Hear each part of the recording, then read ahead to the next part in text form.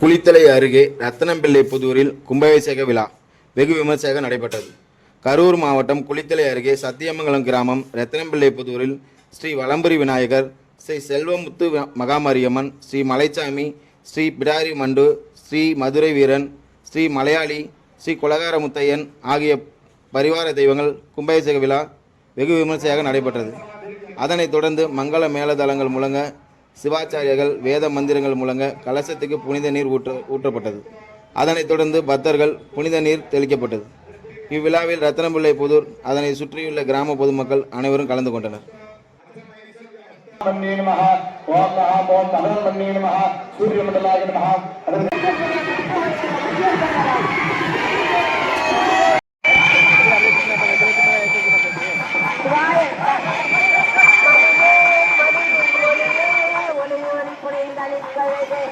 அணுகாதவருக்கு பிணியே பிணிக்கு மருந்து அவருக்கு